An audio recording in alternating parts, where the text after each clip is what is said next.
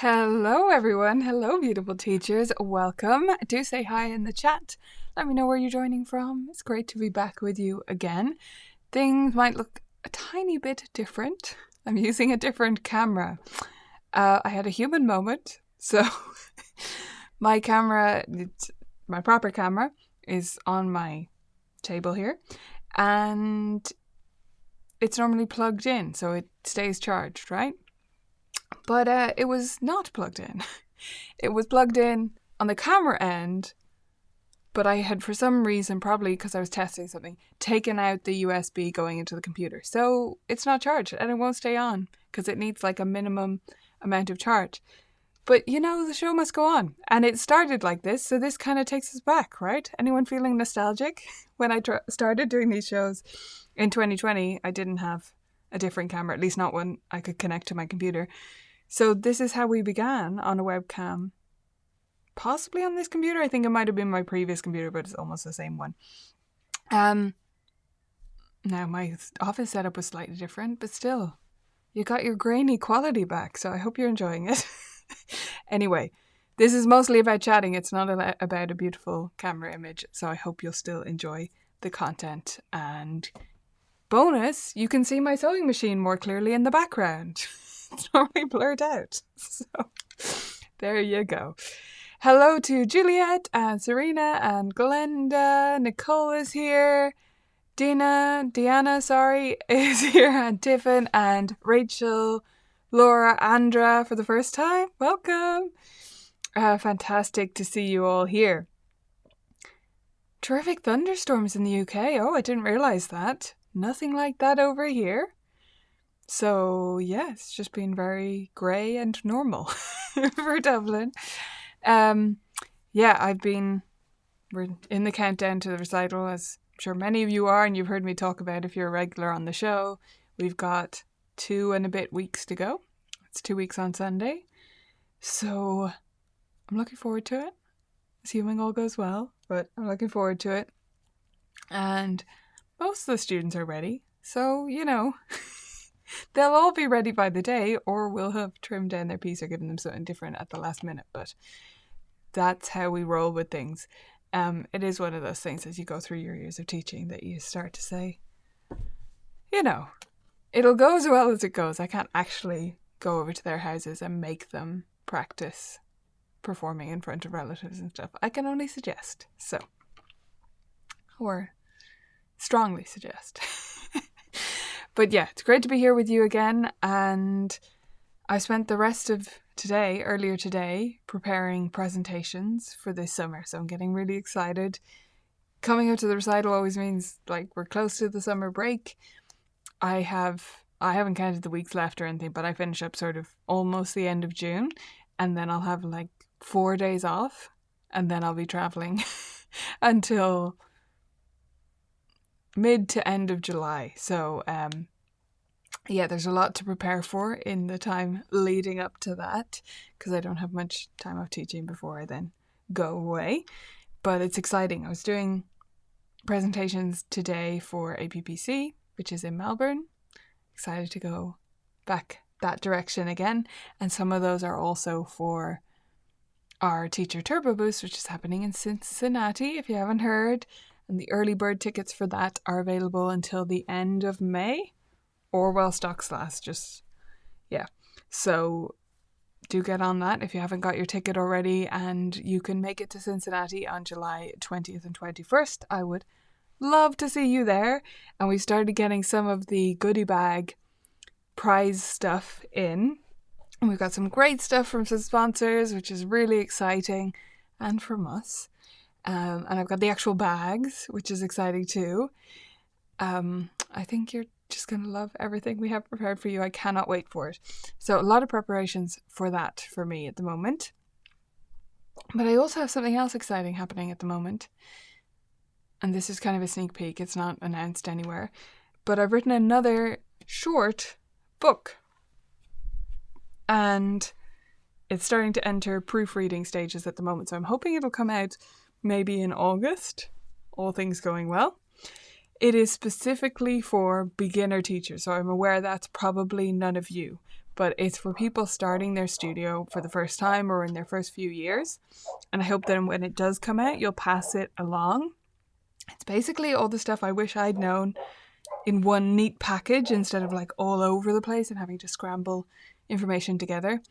It's all the stuff I wish I'd known right from the beginning in a collected resource where it got to the point and didn't give me extra information that you don't really need, like in-depth discussions of makeup lesson policies. Okay, a little mention of it is great, but if you're starting and you've got everything to deal with, you just want one resource to walk through everything. So that's what the book's going to be. As I said, hopefully August, and I hope you'll spread the word. Not spell the word. I'm sure you can all spell the word. Spread the word when it comes out, but I'm excited for that. It's starting to take shape. It's another short one like my practice pie that you see behind me there for parents, because I want it to really be to the point and to not prevent anyone from going further with setting up their studio just because they don't have the time to read the book, or it seems overwhelming if it's like, 40,000 words even. Yeah, I'm glad, Celia. I hope you'll enjoy it if you take a look at it. And as I say, I hope you'll all pass it on to the next generation so they can have it a little bit easier. That's the goal anyway. Okay, so that's what's been going on with me. Let me know what's going on with you, where you are.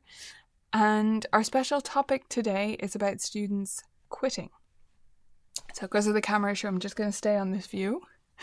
But yeah, we're going to talk about students quitting. And I want to know about your experiences. So there are so many different reasons that students quit. This topic was actually prompted by a message I received from a teacher just seeking advice. She had a student quit and she was feeling really down about it and reached out for support, which I love because we should reach out to our fellow teachers. So there are so many reasons students might quit, and it seems like maybe a negative topic, but I wanted to tackle it head on because I think pretending students never quit is just toxic. Pretending like it's always fine or there's never hurt feelings is just lying, because it's the reality and it can be painful. So I'd love to hear your stories of a student quitting in positive or negative circumstances. Let's try and have a mix and share a story of a student quitting that has stuck with you. There are so many circumstances for it to happen in, but it's always a bit of a wrench, especially if they've been with us a long time. So I think when we're dealing with this, we need to think about how they actually quit. What are the circumstances? Sometimes they just moved, or they did a logistical move to another teacher. For example, they live a little bit further away from you and they found a teacher who's more local, or they literally are moving further away from you and then they found a teacher who's local to that. They could stay with you online or commute the whole way, but it's not going to suit every parent to do that. And I think this is one of the easier circumstances to deal with because, it's logistics. It's not personal. As much as we might miss them and wish they could have stayed with us, it doesn't feel as wrenching for most of us when it's just a logistical thing. They could also move because of a parent disagreement with you. Like they disputed your policies. Let me know if you have examples of this. They disputed your policies, or you disagreed about even the pedagogy or different things.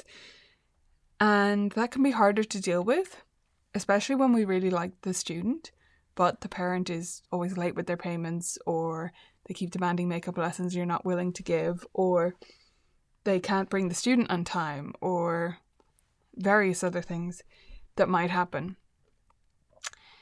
It can be tough to deal with, but the thing is, we kind of have two halves of a customer in our industry. We have parents who are paying the bills, and then we have a student who is also the client and needs to be happy, and we've got these two things going on. And we can love working with that student, but if the parent is not on board with how we do things, either in teaching or in business, then it is time to part ways. And as tough as it is, we can't change that fact. We can't bend around things just because we like that child. And then some students are quitting piano entirely. They're stopping piano lessons, either, after barely starting or after many, many years. So I think when a student quits, we need to step back and think about which one of those categories it is. We have a few examples here in the chat. Serene said, that's what's going on in your studio. This is what I meant. Yeah, had a few students quit in a school recently. Both of them love learning and used to show up early every week, but the parents pulled them out. No idea why. That is tough, isn't it? When it's a mystery. Andrew said multiple parents just ghost me after a holiday break. That's the worst for sure. Okay, so similar there. Yeah, no matter the reason, we're always sad on some level. Even if it's a student we didn't particularly get along with or have a good rapport with, we can feel sad that we didn't manage to connect with them. We can beat ourselves up about that. Parent pulled them out because the parents are too busy to bring them. Yeah, parent or logistical issue. Most recent loss was 2 last year that their schedules lined up better with my partner teacher and they could also transition to online. You can celebrate that for sure because they were able to stay in piano and do it in a way that worked for them, right? Had a family quit who had 4 kids in lessons with you who said they had to quit due to finance mid-year. Yeah, that's tough as well, for sure. Too many activities. Yeah, but that's not the real reason, is it? I mean, it is the reason, and that might be the reason they tell you. But it can definitely be frustrating when we know that it's just about priorities, right? But we have to accept other people's priorities. It's frustrating when they say, we're going to take a break from piano. And I don't know the reason. I'm laughing because that's my least favorite phrase people say. I don't say it to parents' face, but when students or parents say they're going to take a break, sometimes to another teacher in the studio, and the teacher communicates that to me, I will tell them a break is a breakup. It's not a break. You're not on a break. But yeah, I just find it funny as a wording. I know it's just people trying to soften the blow or not accept that they're quitting. But really, it's rare that it's an actual break, right? And in our studio, there's a waiting list. They're not going to get back in immediately, so it's not really realistic, even if they did mean it to be a break. Okay, now, once we've looked at why they're quitting, and I do recommend sitting back and thinking about why it really is, or asking them if there's no reason given. Especially if it's a student who they seem to really enjoy piano and it's really fun, and then their parent just kind of out of the blue just says, we're no longer doing piano, quite blunt, or comes across as blunt in an email. I do like to try and dig deeper at first. So in a very nice way, I say, that's come as quite a shock, or I'm quite surprised because so-and-so was doing so well in their lessons. May I ask what it was that prompted them to decide to stop lessons? I don't use the word quit usually. So I do kind of follow up with that email and ask them why, because I think it's useful for you to know. Because we don't want to just brush everything off. A lot of it is not us, right? It's logistics. It wasn't what they were expecting. They decided to go out for the soccer team and they have to practice soccer 5 days a week now. Whatever it is, that's fine.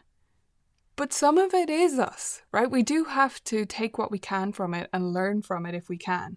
So I think it's good to know the underlying reason in case it's something that we actually could change. I also think it's good to go back to them because sometimes, and this has happened to me more than once, so I'd love to hear if it's happened to you, sometimes they will say that they're quitting and I'll say, oh my gosh, they seem to be really loving lessons. Can I ask why that is? We'll be sad to see them go, kind of thing. And they will say, again, this has happened more than once to me, we're following the practice routine and they're just pushing back so much against it, or they just hate it and we're having fights about it. In which case, I suggest we lay off practice for a while. And they often continue in lessons there. That doesn't mean they're never going to practice again, but I'm not a studio where I'm really strict about that, and I would prefer to see a student, especially a long-term student, stay in lessons, take a little bit of a break from practice or from more structured practice, and see if we can improve the situation from there on. And I have 2 students that come to mind right now in our studio who several years ago at this stage, one a couple of years ago, one about 4 years ago, 3-4 years ago, were in that situation, and they've continued up to this point. And they're still doing great, and they practice. So sometimes we do need to dig deeper just in case it's something silly. Not silly, but like something that can be resolved. And then we can move on from it together. That's a good question, Clinton. I don't insist. I normally just ask once. And I find most parents open up to me about it, at least to a certain degree. If I asked once and I ask nicely and put some thought into the way I phrase it based on their email. Yeah, I want to know even if it's hard to hear. Yeah, I don't think they've ever given me an answer that was really critical. I think most Irish people would have a really hard time with that level of confrontation coming back to me. But I do ask them once, and I find they will often give me more of a hint, even if it's kind of underneath their words. And then I can extrapolate from there what they really meant. So you can figure out if they mean it's finances, or if they mean they just don't like it, or it was a practice issue, or they expected a different kind of lesson in our studio, right? But sometimes they will be quite specific. Okay. Once we go from there and our student has quit, left lessons, stopped lessons, whatever you want to call it, and we've gotten some kind of a reason, we need to find a way to move on from that. So I think it's fine to take a moment to sit with it, to grieve if we need to feel sad or confused if we can't get at the underlying reason. Don't reply when you're in those emotional states, but sit with it, reply when you feel you can be considered about it, and be gracious with them. So I always wish them the best in their musical endeavours in the future, not in that exact wording, but I say something nice about them continuing with their music in different ways, and tell them they're welcome back if they ever want to reapply to the waiting list, that kind of thing. I don't want to leave a bitter taste. I always want them to know that even if they only stayed with us for a year, that the parent and the student know it was a pleasure to have them. I loved working with them. It was great. We enjoyed it, right? It doesn't have to be this negative ending. Even when it's something like a payment issue, I try to leave it on the most gracious note that I can. And then we try to see if we can learn anything from it.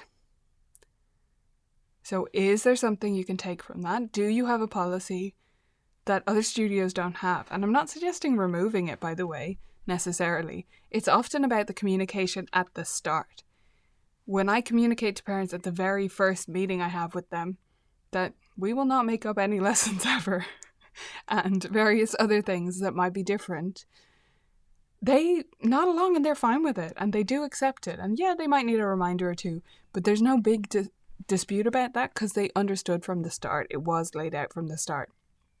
A lot of the big disputes happen, big issues we have and conflicts because of a misalignment, right? A confusion of what really is underneath it and what's going to happen in lessons. Then we need to put a bit of a positive spin on it. So we take what we can learn from it, and then I try my very best to have a conversation with myself to figure out what were the positives from that for me and for the student.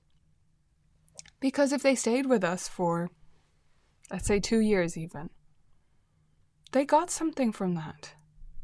So ask yourself, are they prepared for where they want to go with music? Not what you thought their potential was, but where they want to go, what they want to do. Are they prepared for it? Will they know a little more than they would have if they hadn't taken lessons with you? Did they get what they wanted? What the parents wanted, what the child wanted, which might have just been a little bit of a taste of music? Did they get that and finish on a positive note?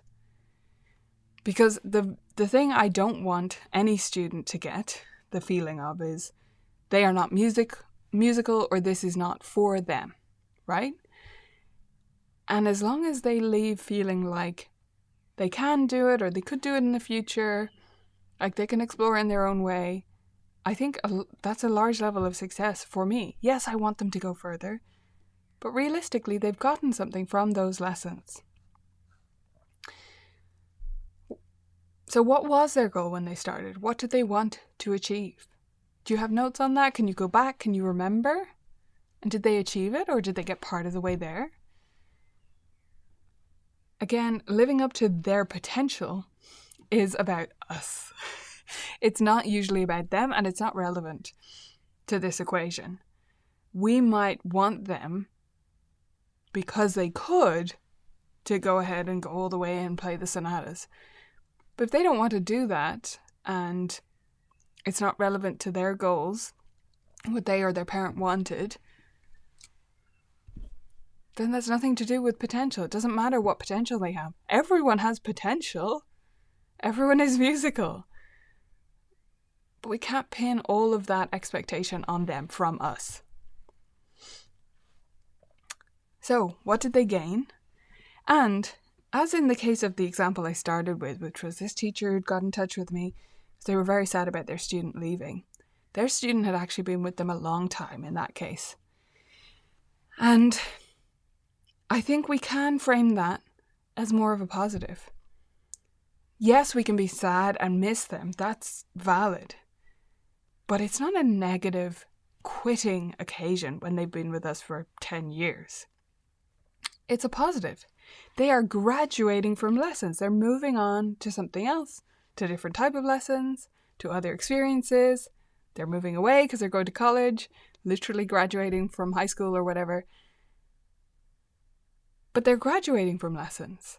And I've had quite a few students who have been with me for a long time and graduated because they were just done with that part of their life, the part of their life where piano lessons made sense.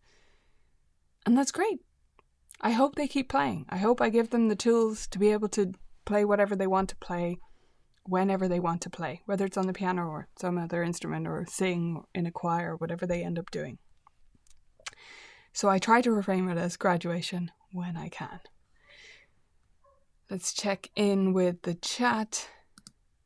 A follow-up survey, interesting. That's really lovely. When do you share that with them? Is that they tell you they're quitting and you say, no problem, will you just take that survey? That would be the part of that would feel maybe a bit awkward to me. Rachel said, recently a parent pulled her child out due to family schedules, saying she hoped to continue in the fall. I love this family personally, but I'm not sure I want to allow pulling out for 5-6 months. Yeah, look, I think this is easier to deal with, Rachel, when you have a waiting list, because you do have that excuse of, okay, I'm going to have to fill those spots with people from the waiting list. But even without a waiting list, you can mention that you filled their spot, or you can lie and say you filled their spot if you want to.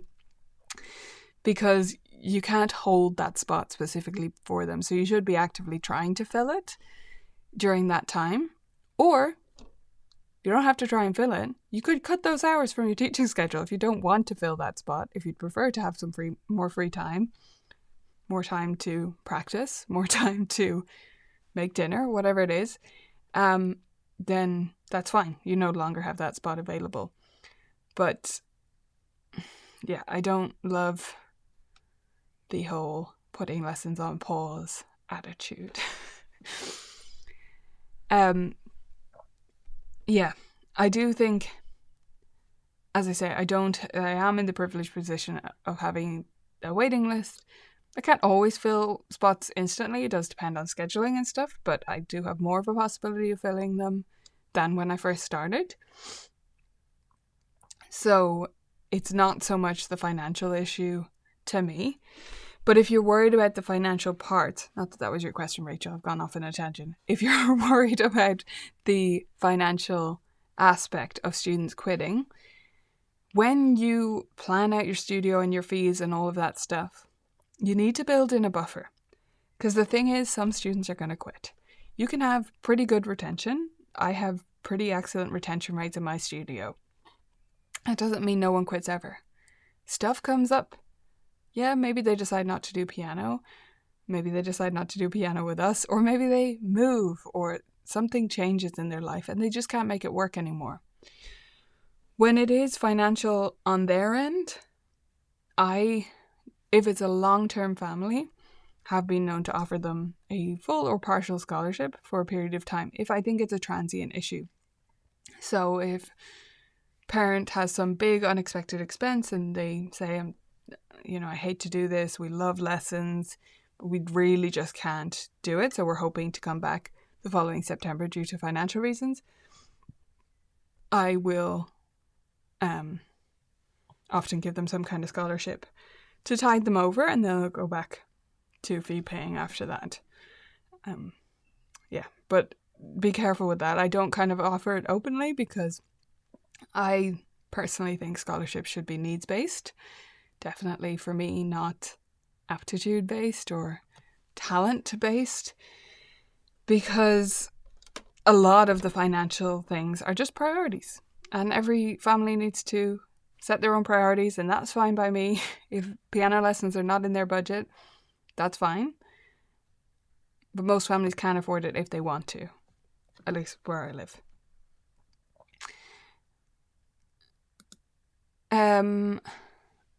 How long did it take until we had a waiting list? I'm going to say 3 years, maybe? It's a little bit of a tricky question to answer because when I first started teaching in this location, so I taught in my teens part-time and through college and stuff. When I first started teaching where I live now, as a proper studio, it was still part-time because I still had my wedding dress business at the same time. And so I only had a couple of days of teaching, and then it gradually expanded because I was enjoying it more and more, and it became my full-time gig. So it's not such an easy question to answer, but through that process of going part to full-time, I'd say about 3 years until I had a pretty substantial waiting list. A celebration lesson. Fantastic, yeah. Those last lessons can be tough, but trying to fill it with, here are some of the fun things we do, and finish on a positive note, I think is so important, so that's how they remember music, is as this positive experience. Yeah, you do have to be careful with the terms and everything. The swaps thing, I mean, it works for some teachers. I've never personally gone down that road. For those who quit for reasons which could be avoided, I wish they would have told me earlier so we could address the issue before it got to the point of quitting. Yeah, that's a good point. I do think this is about parent communication in general. I try to stay, I'm sure you do too, Clinton, in regular touch with parents. And I'm quite involved with even the other teachers here, their lessons, because they're sort of younger student teachers and I'm training them through working here. So that part's a little bit different, but I do try to really communicate very actively with parents as much as I can. And when something is an issue, I hope that they come to me about it. Normally though, if it's like a lesson issue, I've probably picked it up first and told them about it. But if it's a business issue, honestly, we rarely have those anymore. Unless it's like they're quitting for financial reasons, and then that, there's certain ways we can deal with that or not, especially if they're maybe a less long-term student. I wouldn't necessarily offer the scholarship option. But I think it depends, of course, on the reasons and what ways we can head that off. But it's all about communication, isn't it? And yeah, the practice or the pedagogy, like disagreeing about how we're doing things, that normally doesn't come up simply because I maybe over communicate.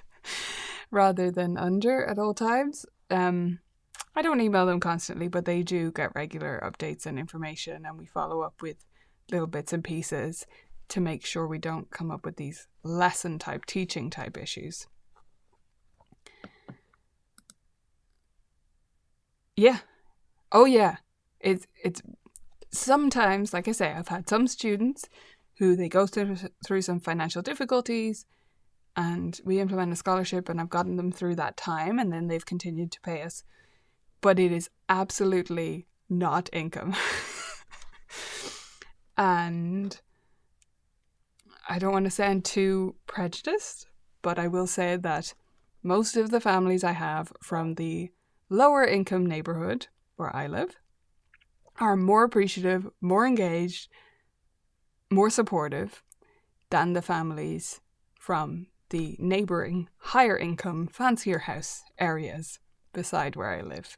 Broad generalisation, but it is generally true. Question from Jenny. I get very spotty attendance this time of year, due to spring sports, end of year school activities. Any idea how to help families understand this is a tough way for a student to end the year? Look, I get that too, and honestly, it doesn't bother me that much. Maybe that sounds callous, but I sort of am aware of these peaks and valleys with student participation, levels of practice, lesson attendance, and they kind of correlate together. So I like to do something that we can easily pick up over several weeks. Like we have our composing project on at this time of year, and so we can spend a lot of time on that if there's not a big repertoire focus at that time because of lack of practice or because their lesson attendance has been a bit spotty. Now, it absolutely is a problem if they're not paying you for those lessons, but that's not the question you answered. So I'm going to assume they are paying for the lessons. They're just not attending as consistently. And then I would tend to think, well, that's their choice. You know, I try not to get involved with those kinds of choices. At this time of year in Ireland, it's not just those things. Quite a few parents will take a holiday, even though the schools are not off. So they'll just take their kids out of school for a couple of weeks and go for a holiday because it's cheaper to go for a holiday when the rest of the schools are not off. They're not supposed to do that, but they do. So parents will disappear for multiple weeks. And they know the trade-off they're making. And yeah, I'd prefer to see my students every week consistently, but that's not reality. So I try to just let it wash over me, to be honest, and still have fun in all their lessons.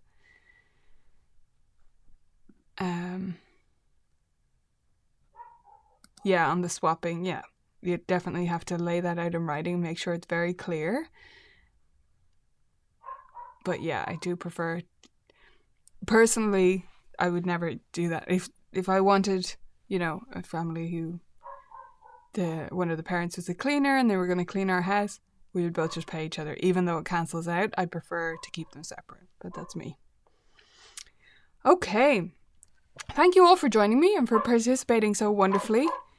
And sorry about the camera, my regular camera will be back next week, but it's been a pleasure hanging out with you as always. I love it. And keep the comments coming in about students quitting, and if you need help with anything to do with that. I hope this discussion has been useful.